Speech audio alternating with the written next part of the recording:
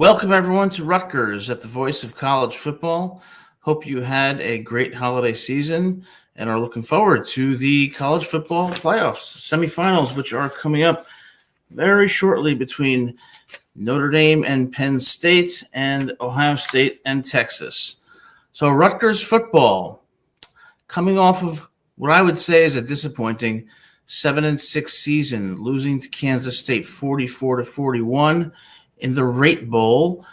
I'm not sure why they call it the Rate Bowl, but nonetheless, a disappointing loss to Kansas State after Rutgers had the lead, and ultimately a disappointing 7-6 season in which Rutgers faced several season-ending injuries from its starters and also suffered some heartbreaking losses, particularly to Illinois, UCLA, Wisconsin, and Nebraska. So now that the season's over, we look ahead to the 2025 season. And this offseason, we're going to be talking about recruiting and the prospects for Rutgers in 2025 and going forward. If you enjoy the show, please hit that like and subscribe button. And the link is in the chat if you want to call in. Would love to hear your thoughts on Rutgers, the college football playoffs, anything related to college football generally. So what are we going to talk about today? Well, 3 segments. Number 1, the roster going forward for 2025. Number 2, the recruiting. Number 3, the reality, particularly in light of the schedule that Rutgers will be facing in 2025. And after that, I'm going to give my predictions on the 2 semifinal games, and we will start with the roster. So, how's Rutgers' roster look for 2025?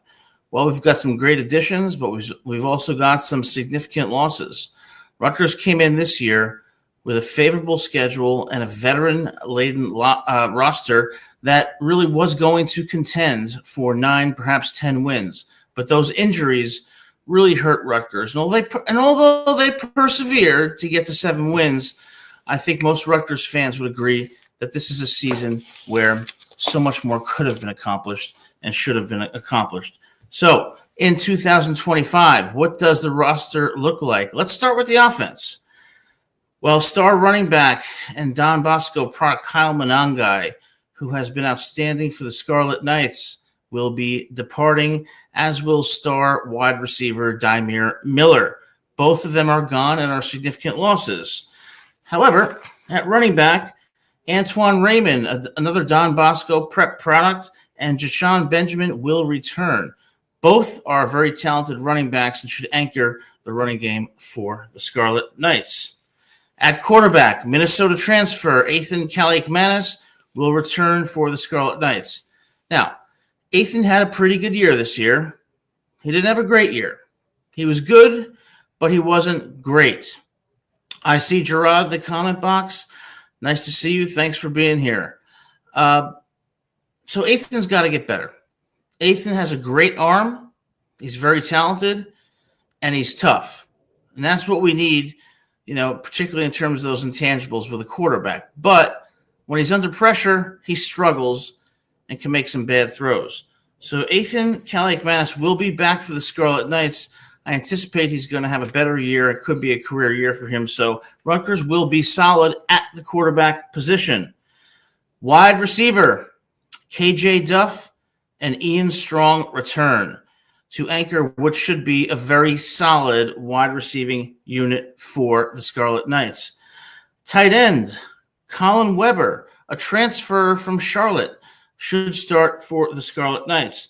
Now, the offensive line, a lot of returning starters on the offensive line. I see Jackson Johnson there. Hey, Jackson, nice to see you. Okay, on the offensive line, right tackle, Taj White. He started 5 games at left guard and switched to right tackle after Tyler Needham got hurt. Did well, projected to be the starter at right tackle.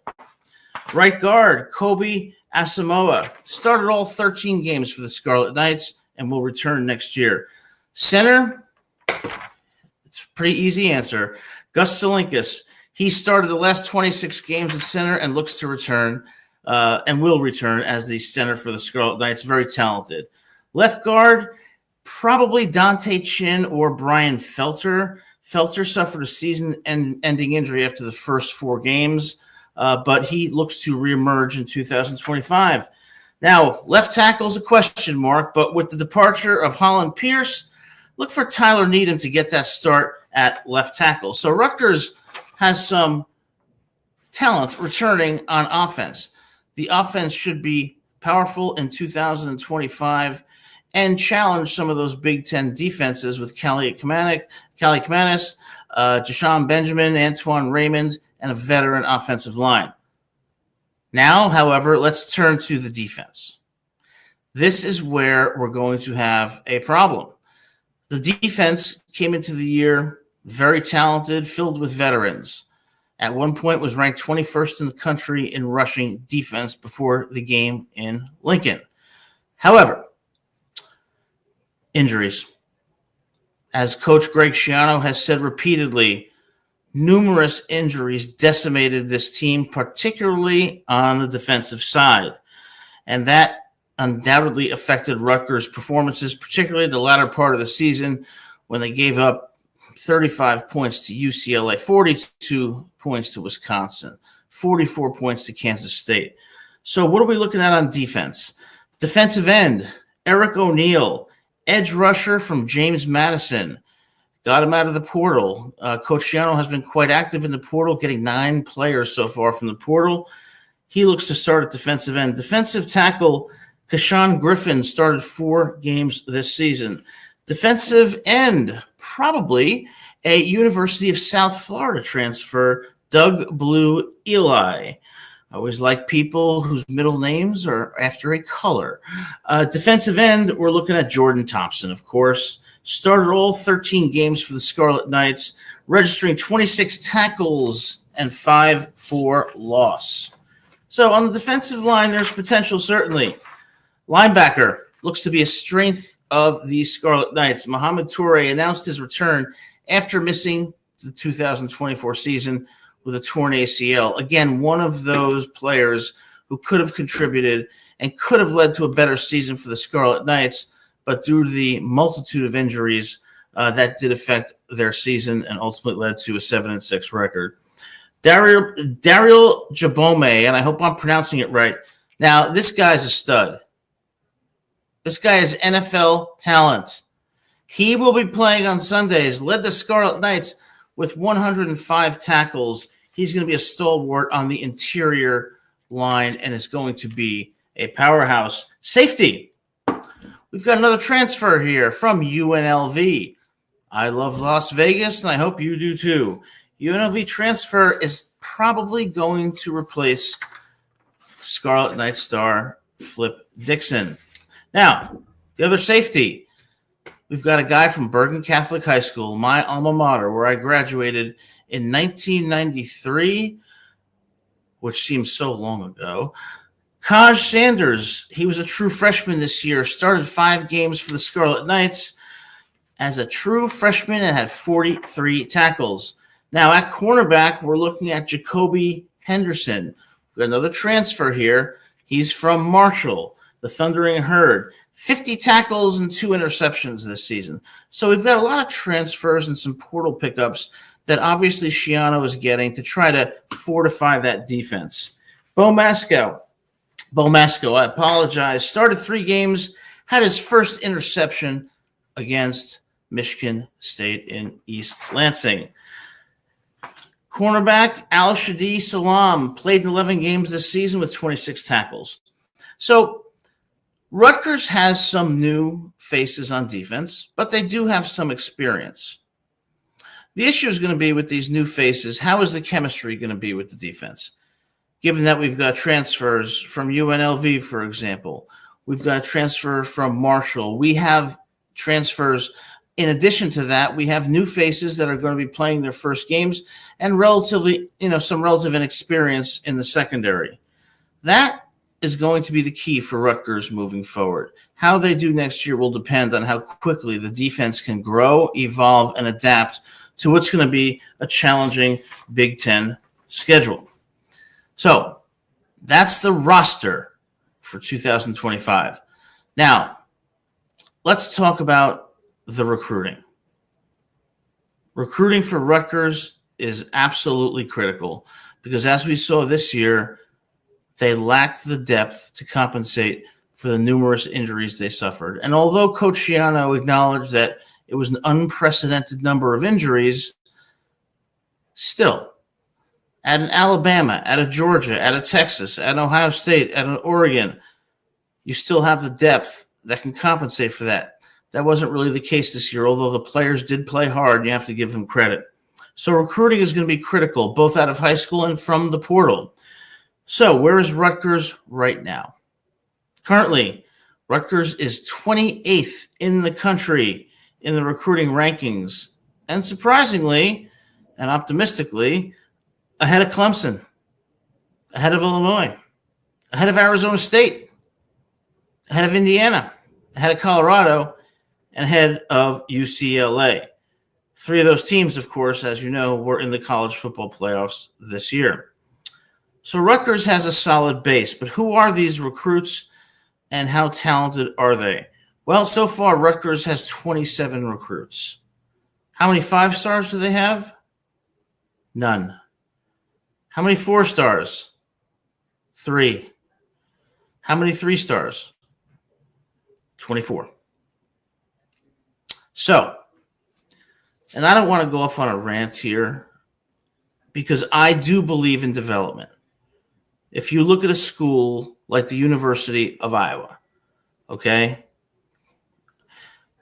going all the way back to Hayden Fry and further, Iowa has always been a school where they develop 3-star players into talented players who often went to the NFL. Having said that, though, with 0 5-stars and only 3 4-stars, Rutgers is going to have to lean on that development heavily, if not exclusively, because they're going to be competing against teams like Ohio State, like Penn State, like Oregon, who have a multitude of 4- and 5-star players. So there's going to be a talent differential between Rutgers and some of the teams that they're going to face in the 2025 season. Can they develop these players in time such that they can contribute in their first year? Probably not.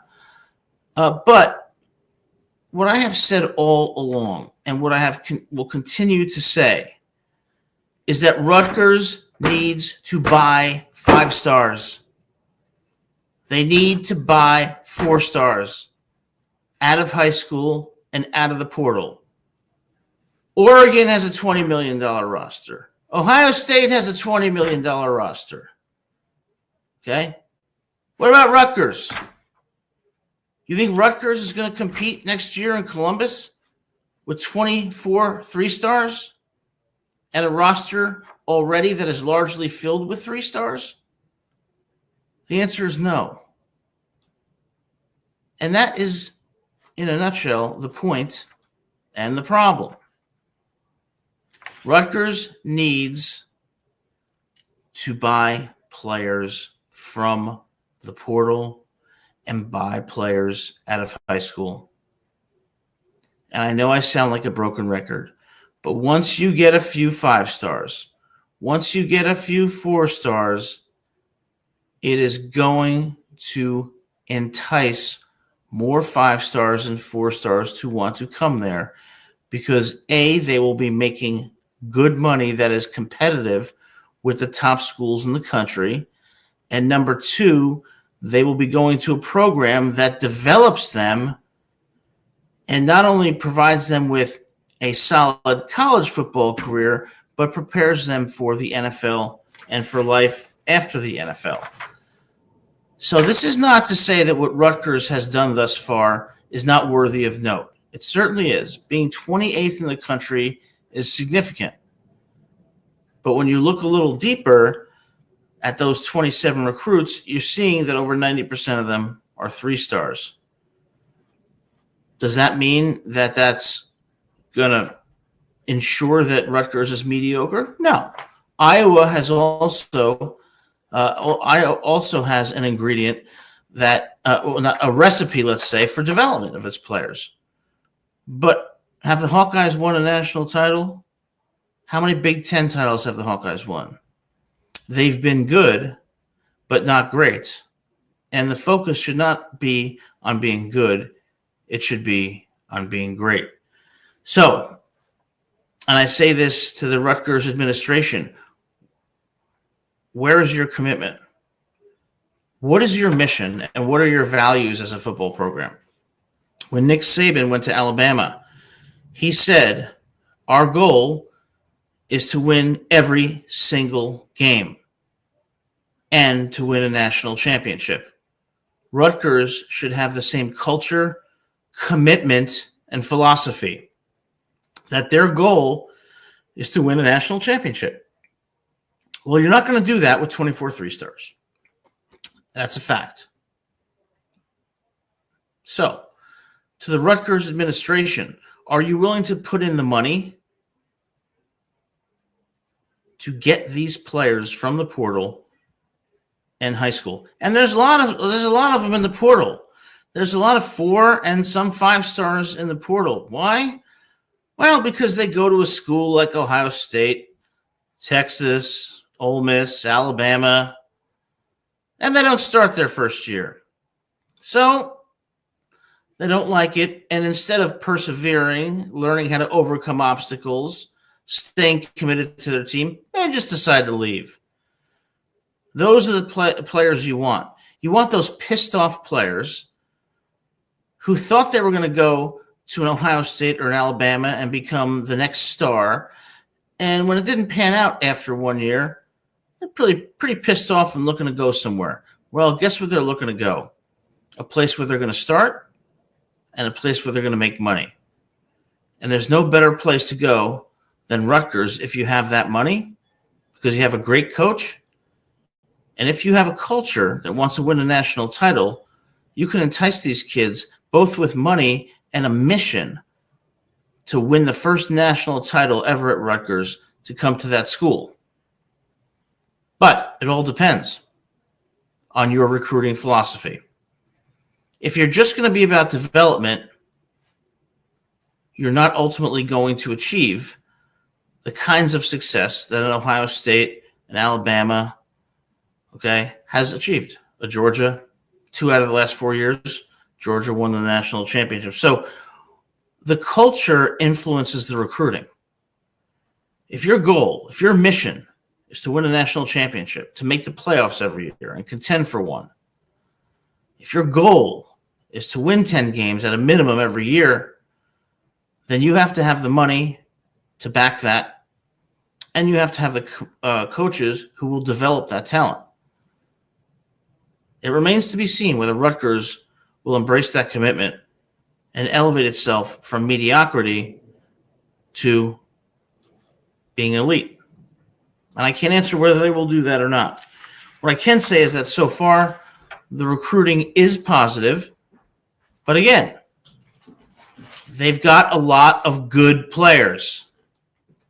We need great players. And I will say it for the last time.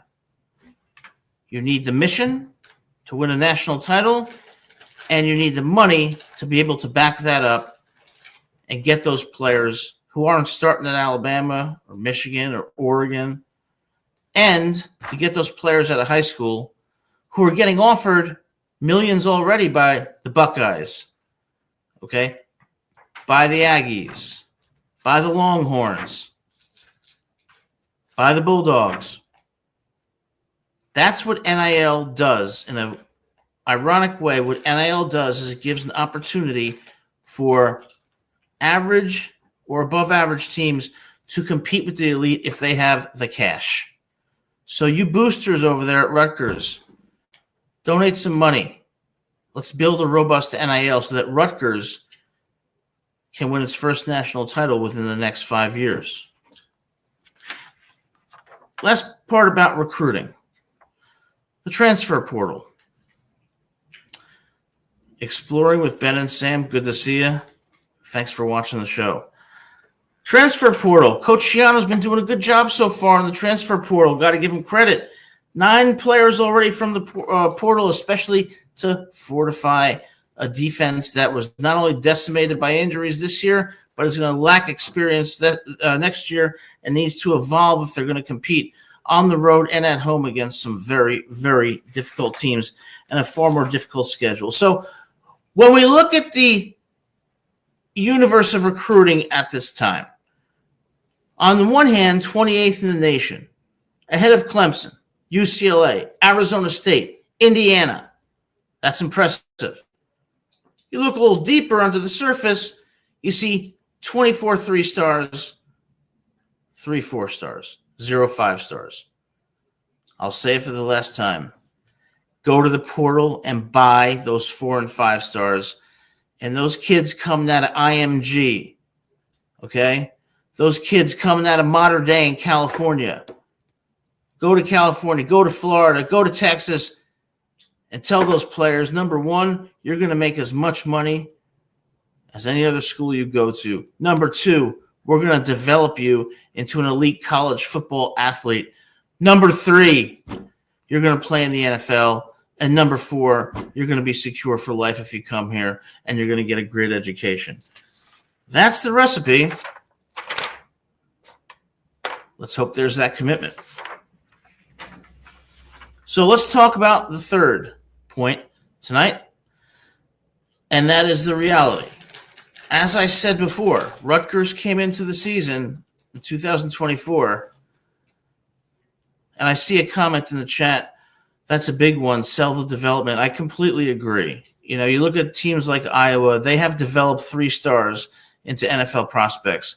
And I think it's a holistic approach that you need at Rutgers. It's not just the money, okay? It's the development. It's the wins. It's making sure that your players are playing on Sundays, that they have a great education and are prepared for life. It takes a comprehensive approach, and Rutgers needs to do that if they're going to be competitive because as we talk about the reality is 2025 is going to be different than 2024. When Rutgers came into 2024 with a veteran-laden squad, and Ethan Kaliakmanis and Kyle Monangai at quarterback and running back respectively, they had what I would argue is one of the most favorable schedules in years. Where did Rutgers have to go on the road to play? Certainly, I would say the toughest game they had to play on the road was against my alma mater, USC, in Los Angeles, which they lost 42-20. Okay? But they started out 4-0, defeating the Washington Huskies at home. Then the wheels fell off. They go to Lincoln, Nebraska, fall 14-7 to the Cornhuskers. They get blown out by the Badgers in Piscataway, 42-10. They lose to the Bruins of UCLA, 35-32, all in Piscataway. Okay? Now, Rutgers did rebound with wins, for example, over Maryland,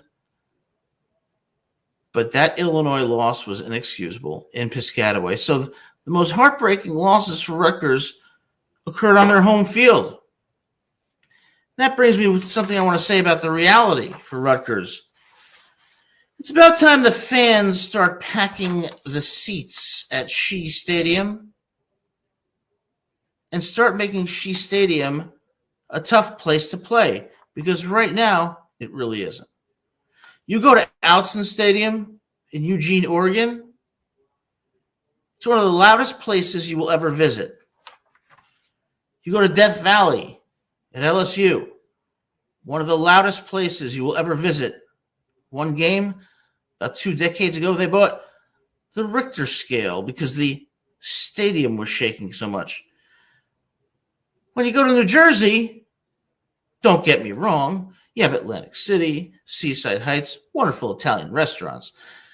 But how many teams go to Shea Stadium and say, wow, this is going to be a tough place to play?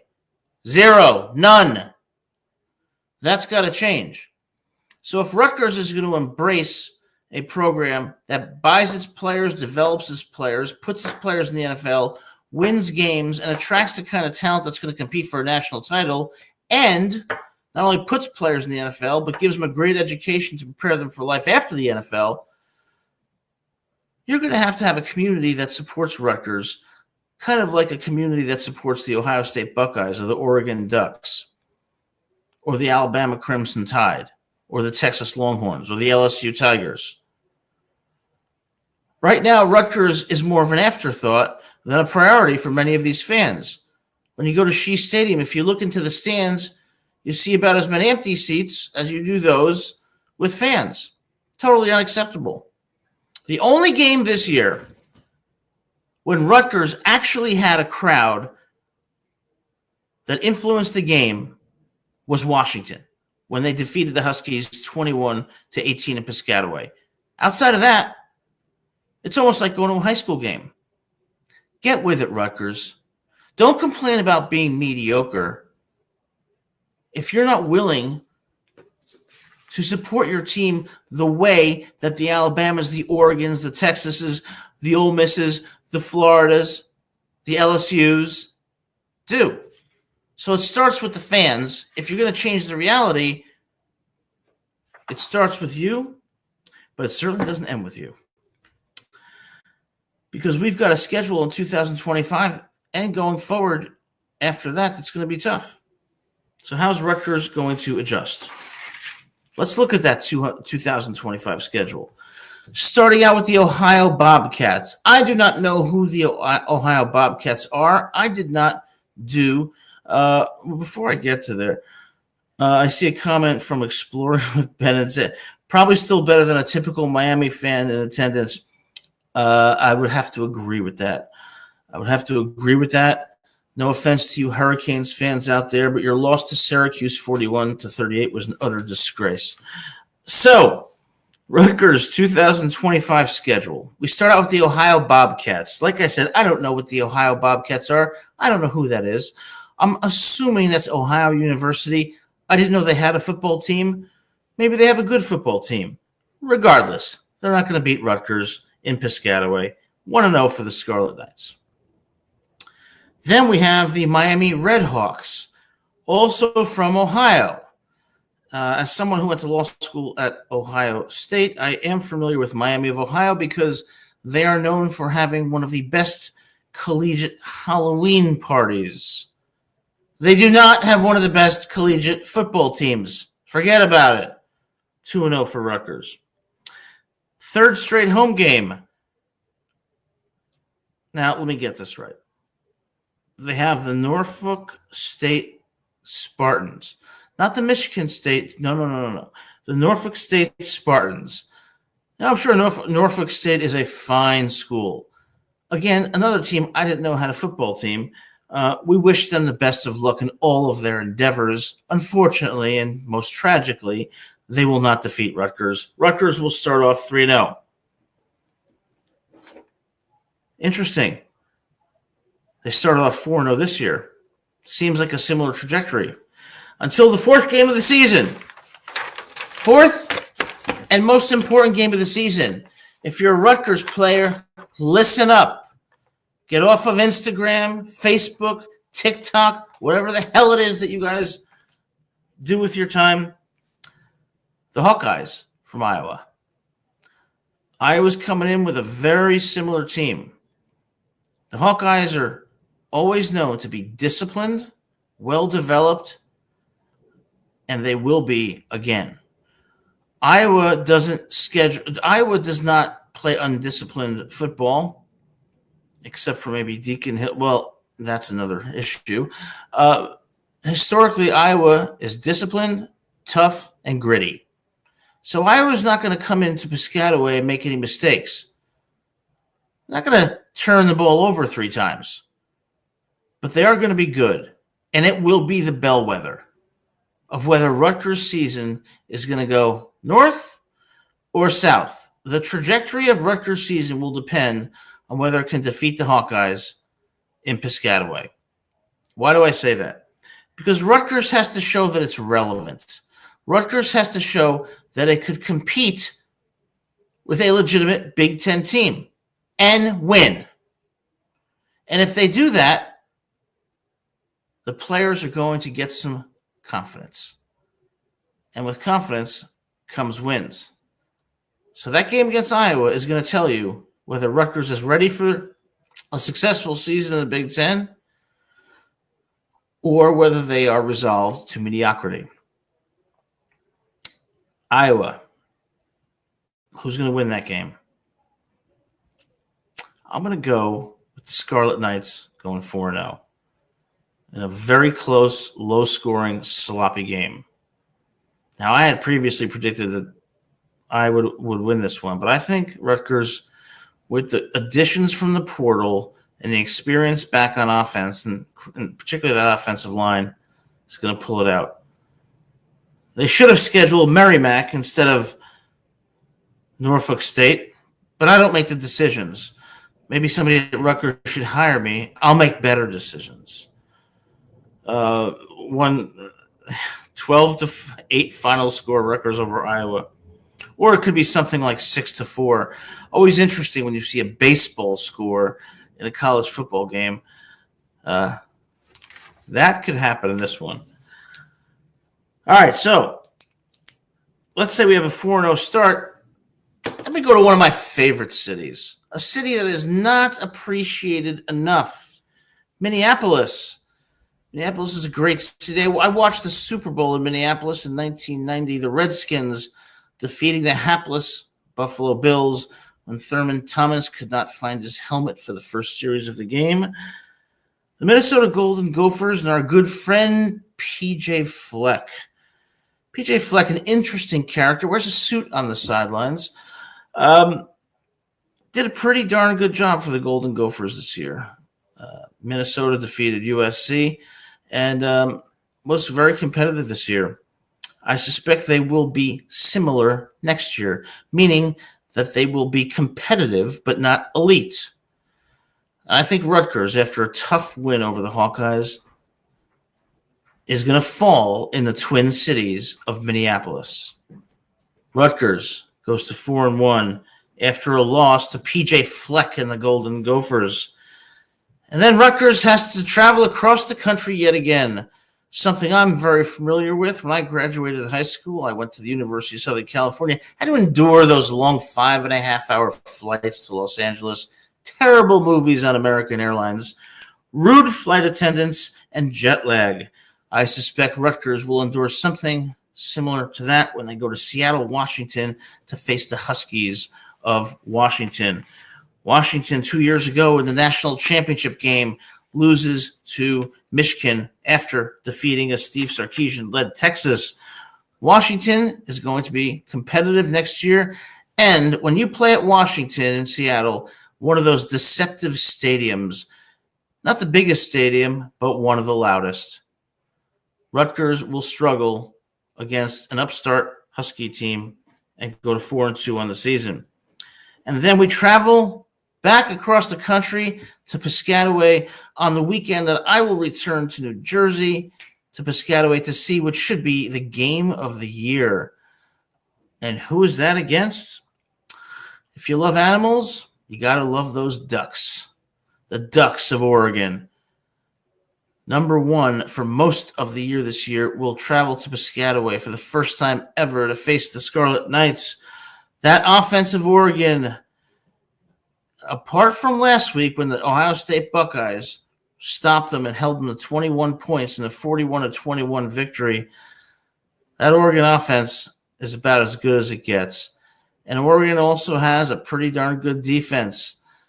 Oregon's going to come in there, and the Ducks will quack in Piscataway, and they will be ranked in the top 5, and they will defeat the Scarlet Knights by 17-21 points. Rutgers goes to 4-3 on the season. And then a 4-3 team will travel to a state that I lived in for 4 years, Indiana.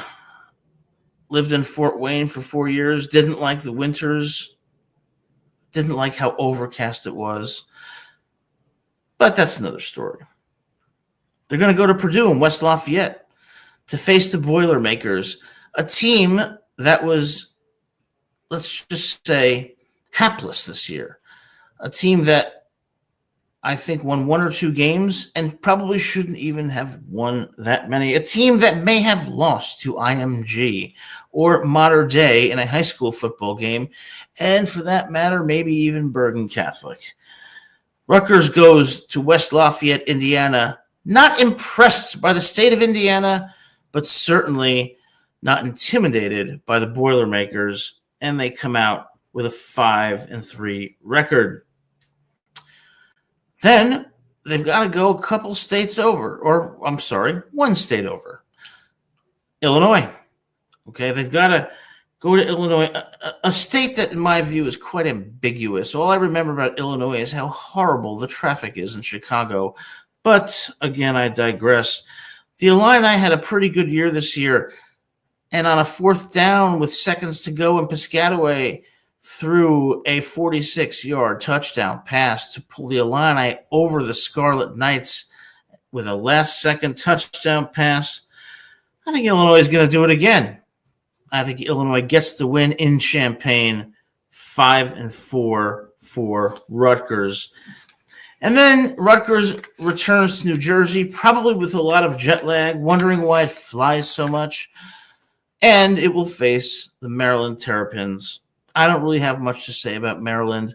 Always one of those teams that is capable of doing good things, but never quite gets there. Rutgers gets the win over Maryland, just like they did this year on the road against Maryland for a 6-4 record.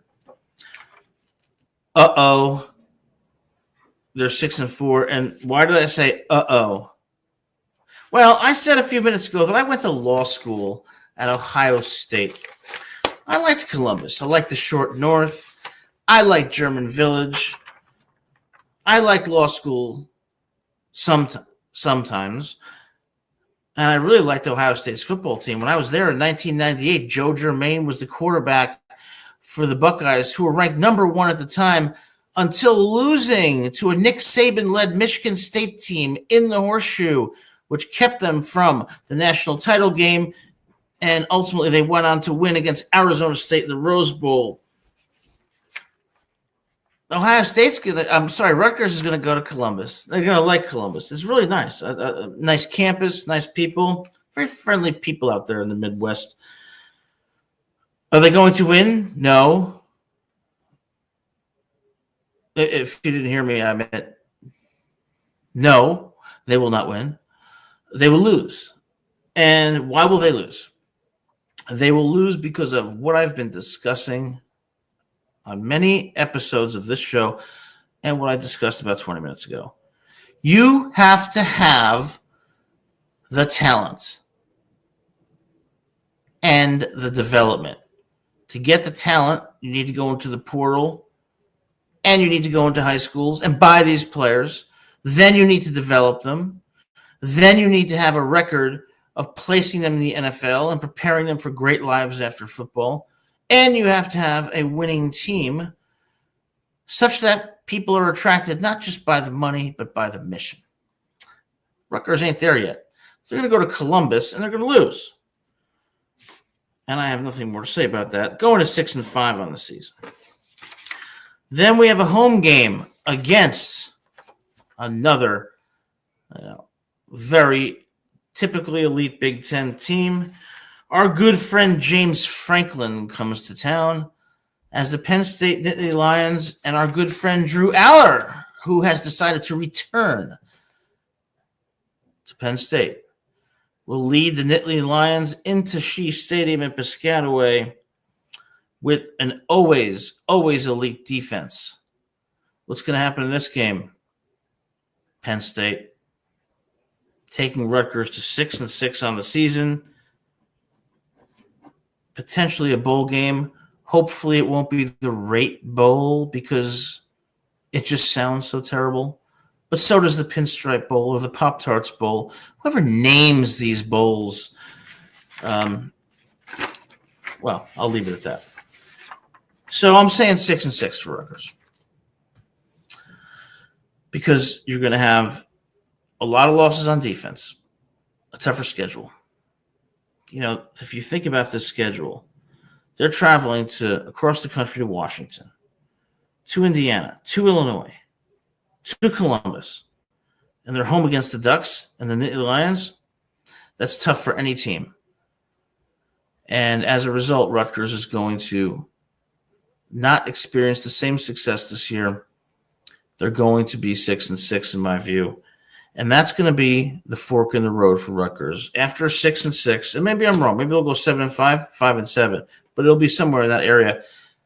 At that point, the writing should be on the wall in scarlet or whatever color you want to put it in. Buy 4 and 5 stars, develop them, have a record of putting people into the NFL so that your recruits are financially secure in college, have prospects in the NFL, and a successful life after football. And with the development, you can do that. But you got to have the mission and the values to win a national championship. If you don't, 6-6 is going to be a harbinger of the future and not a thing of the past. So, last thing I want to talk about tonight is we have some college football games coming up this season. So I see a comment, though. Before I do that, I see a comment. If the problem is talent, or do I think it's more scheme coaching staff? I think the problem is predominantly talent, but I also think that coaching and scheme is a contributing factor. Why do I think that? I think that because when I see Coach Schiano's press conferences, I don't see the same fire in him that I see in a Nick Saban. Okay? I don't see the same expectation of excellence and expectation that Rutgers will compete for the playoffs and a national title every year.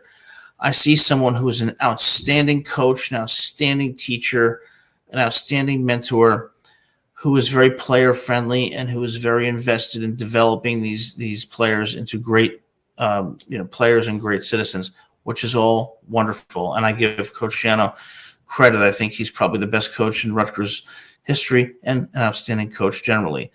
At the end of the day, though, I think that his approach to the culture is not as intense and not as demanding as it was for the Sabans, the Bear Bryants, and the like. So I think that is part of the problem. That's a great question. So last thing I'll talk about just for a minute here is we have 2 games coming up this weekend. We have the college football semifinals, and putting aside all thoughts on the playoffs and how they selected the teams and the buys and the automatic bids, that's a conversation for another day. But we got 2 interesting games. We start off here with Penn State against Notre Dame. Notre Dame comes off a victory against the Georgia Bulldogs. Now, the narrative on that game has been that Notre Dame dominated the Bulldogs in the trenches, and that's all true to a degree. But if you go beneath the surface a little bit and look at that game, Georgia shot themselves in the foot. 3 times inside the red zone, 3 points.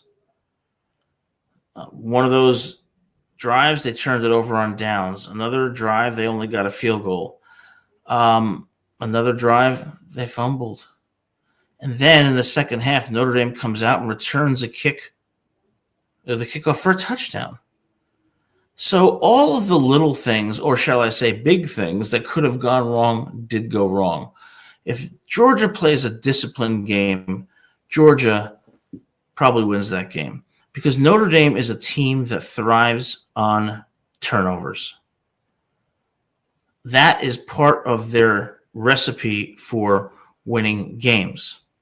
Now, does Notre Dame have a very good defense? Yes, I think it's one of the best defenses that Notre Dame has had in years.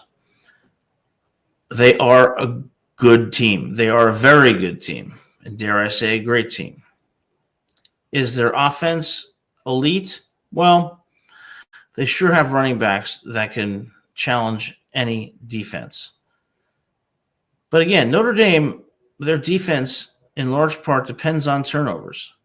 It depends on being more physical. And their offense depends on a very stout running game and a mobile Riley Leonard to win those games. I'm not so sure that's going to happen against Penn State. Penn State's defense is tough.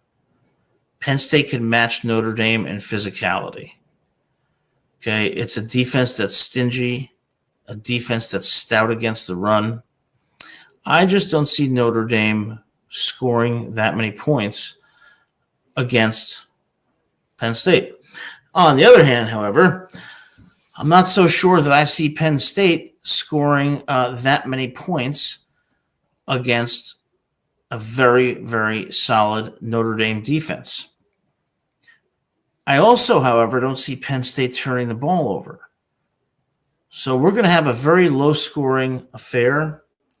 It's very difficult to predict this. And I say this with the caveat that at the beginning of the season, I predicted Notre Dame to win the national title. At that time, everyone said I was delusional, crazy, other similar compliments. But when I look at this game, I see two teams with similar styles. So who's going to bend and who's going to break? I think Penn State wins a very, very low-scoring close one, 20-17. But I say that with a moderate level of confidence. So I think that we've got Penn State winning a very close one, but it could go the other way. So that's going to be an exciting game to watch. Then we have the Longhorns of Texas against the Buckeyes of Ohio State. This is another tough one to predict, but if you look a little closer, I think the prediction becomes a bit easier. Ohio State and its $20 million roster really, they dominated Oregon, but I will say this. I wouldn't put too much stock in that game. Oregon is an outstanding team with a nearly unstoppable offense. Oregon was off that day. And sometimes teams, players, they are just off. It just wasn't their day.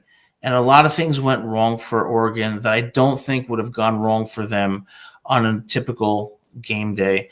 And you see that because they did beat in Outson, they beat Ohio State 32-31. So I think Ohio State did play outstanding. Their defense and their trenches play was great. But I thought Oregon just wasn't itself that day, and I thought Tennessee just was inferior. So I wouldn't label Ohio State the juggernaut just yet. They're going to run into a Texas team that has a real defense, a legit defense. Top 3 in the country, especially on that defensive line. Okay, Ohio State is not going to run over Texas. Now, will Will Howard be able to pass on a good but not great Texas secondary? Maybe. What about Texas? Is Texas and Quinn Ewers going to be able to move the ball against a stout Ohio State defense? Well, when I was thinking about this, I came back to one fact. When I look at Texas this year, who has Texas beaten? They faced Georgia twice, a Georgia team that lost to Notre Dame. And they lost twice. They were dominated in Austin, and they lost a close one in the SEC championship. They struggled against Vanderbilt. 27-24, they pulled it out in Nashville. So Texas has a great roster, incredibly talented, but do they have a great record? Not really. And when I compare that to Ohio State, they did defeat Tennessee. They did defeat Oregon, okay? They did lose to Michigan, of course. But Ohio State has better wins. And I think where the rosters here are roughly equivalent, I'm going to go with the team that has better wins and the team that I think is absolutely hungry for a national title after that heartbreaking 13-10 loss against Michigan. I'm going to go Ohio State 27, Texas 17. And those are my predictions for the semifinal. Next week, on next week's show, I'll give you my prediction about the national championship and discuss more recruiting from Rutgers and other issues related to Rutgers players, development, and prospects for the 2025 season. Thank you all so much for being here. If you enjoyed the video, please hit that like and subscribe button. Look forward to seeing you next week. And again, thanks for being here and enjoy the college football playoffs. Take care.